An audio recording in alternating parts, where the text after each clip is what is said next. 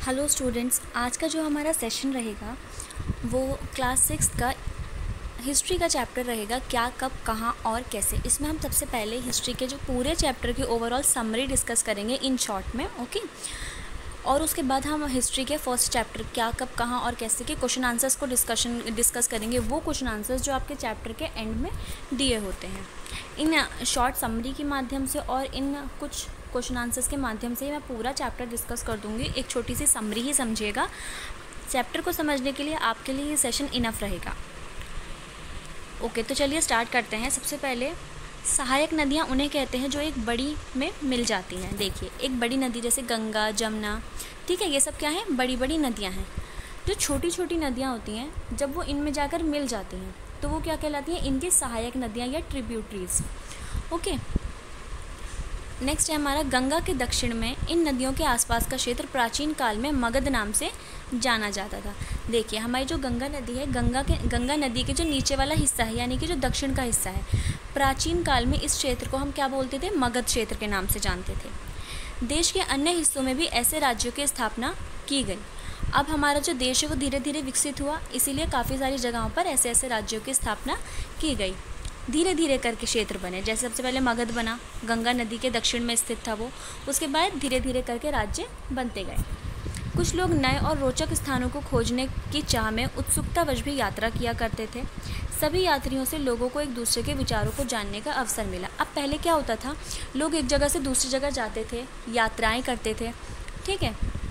क्यों यात्राएं करते थे, उत्सुकतावश यात्रा करते थे, मतलब उनके अंदर एक एक्साइटमेंट होती थी एक नई चीज़ को खोजने की, इसीलिए वो लोग यात्रा करते थे, ठीक है। अब एक जगह से दूसरी जगह जाते थे तो नए नए लोगों से मिलते थे, नई नई तकनीकों के बारे में जानते थे, नई नई खोजों के बारे में जानते थे। तो इससे उनके अंदर और ज़्यादा एक्साइटमेंट आती थी कि हम दूसरे लोगों से मिलेंगे, यात्रा करेंगे, दूसरी जगह पर जाएंगे तो बाकी लोगों के विचारों के बारे में, उनके संस्कृति के बारे में, उनके धर्म के बारे में, उनकी खोजों के बारे में भी हमें जानने का मौका मिलेगा। नेक्स्ट है हमारा लोगों के आवागमन में हमारी सांस्कृतिक परंपराओं को समृद्ध किया। देखिए, जो हमारा कल्चर है, हमारी जो संस्कृति है, भारतीय संस्कृति, ठीक है, जब लोग एक दूसरी जगह से दूसरी जगह जाने लगे तो हमारी संस्कृति धीरे धीरे विकसित होने लगी। कई सौ वर्षों से लोग पत्थर को तराशने, संगीत रचने और यहाँ तक कि भोजन बनाने के तरीकों के बारे में एक दूसरे के विचारों को अपनाते रहे हैं। अब कई सालों तक क्या होता रहा, लोग एक जगह से दूसरी जगह जाते रहे, आवागमन करते रहे, यात्राएं करते रहे। उत्सुकतावश तो उन्होंने पत्थर को तराशना सीखा, संगीत कला सीखी, भोजन बनाने की कला सीखी, आग जलाना सीखा, ठीक है। इन सारी चीज़ों के बारे में जानते रहे, एक दूसरे से अपने विचार साझा करते रहे। हमारे देश के लिए हम इंडिया तथा भारत जैसे नामों का प्रयोग करते हैं। इंडिया के जैसे बहुत सारे नाम हैं, इंडिया, हिंदुस्तान, हिंद, भारत, ठीक है। इन सब नामों से हम इंडिया को पुकारते हैं। इंडिया शब्द जो है इंडस से निकला है, जैसे संस्कृत में सिंधु कहा जाता है। अब क्वेश्चन आ सकता है कि इंडिया शब्द कहाँ से निकला है, तो इंडिया शब्द जो है वो इंडस से निकला है, जिसे हम संस्कृत में क्या कहते हैं, सिंधु, ठीक है। इस नदी के पूर्व में स्थित भूमि प्रदेश को इंडिया कहा। भारत नाम का प्रयोग उत्तर पश्चिम में रहने वाले लोगों के एक समूह के लिए किया जाता था। अब भारत नाम कैसे पड़ा, भारत नाम जो है वो भरत नाम से पड़ा। भारत नाम क्या है, जो लोग भारत के उत्तर और पश्चिमी इलाके में रहते थे, उत्तर पश्चिमी इलाका मतलब हमारा सिंध, पाकिस्तान, अफ़गानिस्तान, ठीक है, ये सब जो एरिया था हमारा, इन सबको उत्तर पश्चिम कहते हैं। यहाँ पर जो लोग रहते थे इन सबको भरत नाम से जाना जाता था और भरत नाम से ही भारत नाम पड़ा, ठीक है। इस समूह का उल्लेख संस्कृत के आरंभिक ऋग्वेद में भी मिलता है। जो भरत नाम के लोग हैं, इन लोगों का उल्लेख 3500 पुरानी जो एक ऋग्वेद पुस्तक है, हमारे 4 वेद हैं, ऋग्वेद, सामवेद, यजुर्वेद और अर्थवेद, ठीक है। ये बहुत इंपॉर्टेंट वेद है हमारे 4। इनमें जो ऋग्वेद है सबसे ज़्यादा इम्पॉर्टेंट और पुराना जो हमारा वेद है, इसमें इन लोगों का उल्लेख मिलता है। अतीत की पुस्तकें हाथ से लिखी होने के कारण पांडुलिपि कही जाती हैं। अब क्वेश्चन आ जाता है कि पांडुलिपि किसे कहते हैं, तो जो चीज़ें पुराने टाइम में हाथ से लिखी जाती थी, जिनमें आज जिनको पढ़कर हम ये जान सकते हैं कि लोग उस समय कैसे जीवन निर्वाह करते थे, कौन सा व्यापार करते थे, क्या खाते पीते थे, क्या संस्कृति थी उन लोगों की, ये सब हमें पांडुलिपियों के कारण ही पता चला है। अंग्रेजी में पांडुलिपि के लिए प्रयुक्त होने वाला मैन्यूस्क्रिप्ट शब्द लैटिन शब्द मेनू, जिसका अर्थ हाथ से निकला है। देखिए, पांडुलिपि शब्द कहाँ से निकला है, मैन्यूस्क्रिप्ट से। मैन्यूस्क्रिप्ट मेनू से बना है, जिसका अर्थ होता है हाथ से, ठीक है। पांडुलिपियाँ ताड़पत्रों अथवा हिमालय क्षेत्रों में उगने वाले भुर्ज नामक पेड़ की छाल से विशेष तरीके से तैयार भोजपत्रा पर लिखी मिलती थी। पांडुलिपियाँ क्या हैं? अब पांडुलिपियाँ जो है ना वो ताड़पत्र या फिर एक हिमालय क्षेत्र में ना भुर्ज नाम का एक पेड़ होता था, उस पेड़ की जो छाल पर विशेष तरह से लिखा जाता था उसे हम पांडुलिपियाँ कहते थे।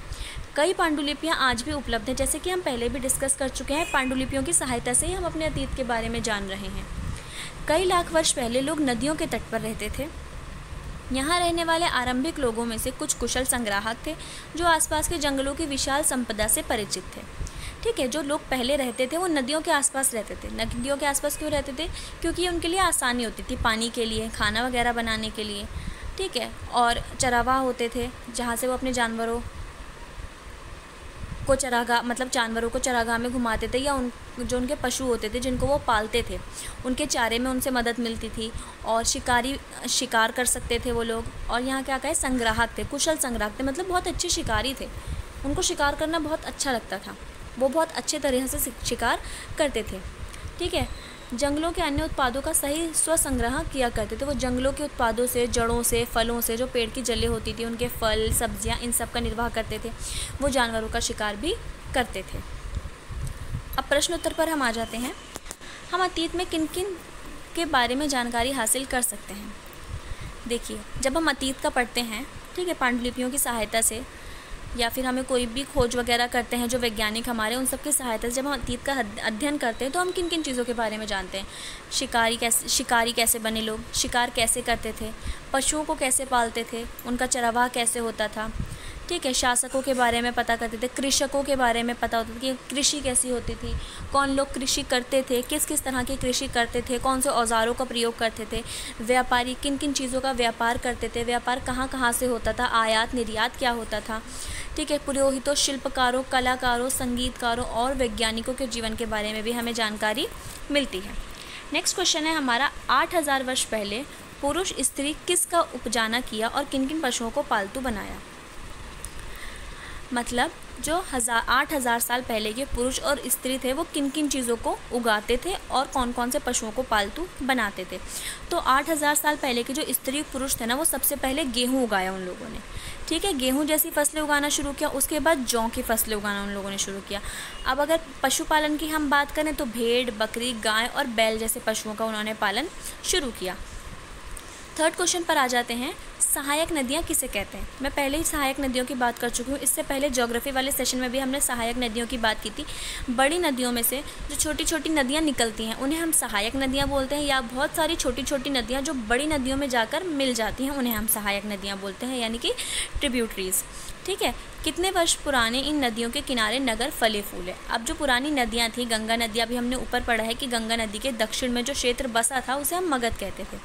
तो यहाँ पर है 4700 वर्ष पहले नदियों के किनारे आरंभिक नगर फले फूले। कितने वर्ष पहले? 4700 वर्ष पहले।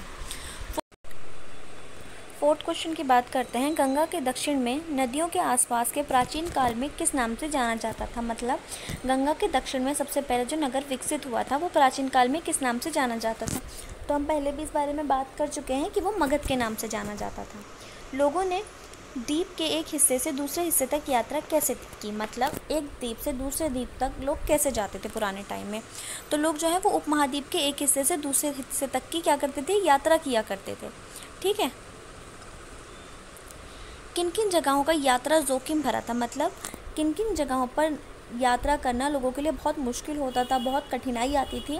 तो वो है जैसे हिमालय के ऊंचे ऊंचे पर्वत, पहाड़ियाँ, रेगिस्तान, नदियाँ और जिन रास्तों में समुद्र आ जाता था। ठीक है, उन जगहों पर यात्रा करना लोगों के लिए बहुत ज़्यादा कठिनाई भरा या जोखिम भरा होता था।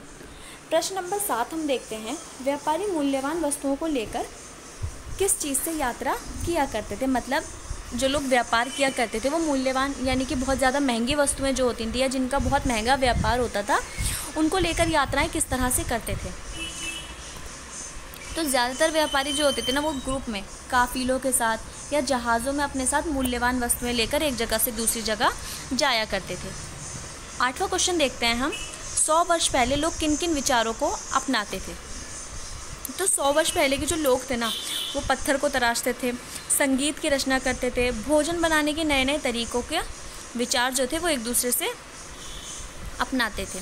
प्रश्न नंबर 9 देखते हैं, अपने देश के लिए हम किन नामों का प्रयोग करते हैं, मतलब हमारा देश जो भारत है उनके लिए हम किन किन नामों का प्रयोग करते हैं। मैंने पहले भी आपको बताया था, इंडिया, भारत, हिंदुस्तान, हिंद, इन नामों का प्रयोग हम अपने भारत के लिए करते हैं। अगला प्रश्न है, इंडिया संबंध किस शब्द से निकला है और संस्कृत में उसे क्या कहते हैं।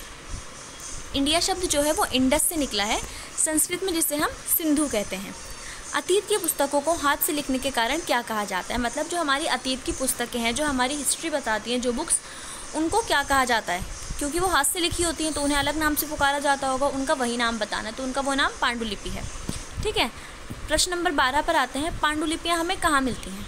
देखिए, पांडुलिपियाँ जो होती हैं वो हमें मंदिरों या विहारों या स्तनों से प्राप्त होती हैं। ठीक है, जो वहाँ पर संरक्षित रखी जाती हैं ताकि उनको कोई नुकसान ना हो और आने वाली पीढ़ी या आने वाले समय में हम उनसे जानकारी प्राप्त कर सकें। अतीत की पुस्तकों में किसकी चर्चा मिलती है, जो पुराने टाइम की पुस्तकें होती हैं, हमें उनसे क्या क्या जानने को मिलता है, तो हमें उनसे लोगों के व्यवहारों के बारे में, लोगों की मान्यताओं के बारे में, राजाओं के जीवन के बारे में, औषधियों के बारे में, विज्ञान के बारे में, उस समय लोगों की संस्कृतियों के बारे में, ठीक है, इन सब के बारे में जानने को मिलता है। अगला प्रश्न है, इन पुस्तकों में किस भाषा में लिखी होती है, मतलब ये जो पुस्तकें होती हैं वो किस भाषा में लिखी होती हैं।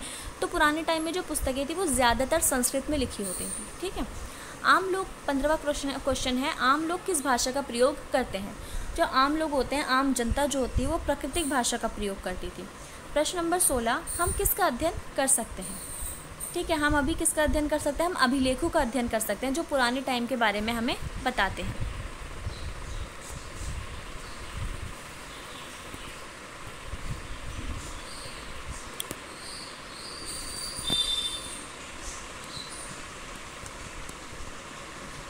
तो जो हमारा फर्स्ट चैप्टर है हिस्ट्री की बुक का 6th क्लास का NCERT का, वो चैप्टर, उसके क्वेश्चन आंसर्स और उसकी समरी यहीं पर ख़त्म हो गई है। इस छोटे से सेशन के थ्रू आप पूरा चैप्टर इजीली समझ सकते हैं, ये आपका पूरा चैप्टर समझने के लिए इनफ है।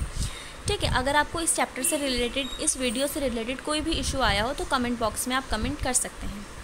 और इसका जो PDF है वो आपको टेलीग्राम ग्रुप पर प्रोवाइड करा दिया जाएगा। उसके लिए आप हमारे टेलीग्राम ग्रुप के साथ ज्वाइन हो सकते हैं, उसका लिंक मैं डिस्क्रिप्शन बॉक्स में दे चुकी हूँ। सेशन अच्छा लगा हो तो लाइक और शेयर ज़रूर कीजिएगा। Thank you.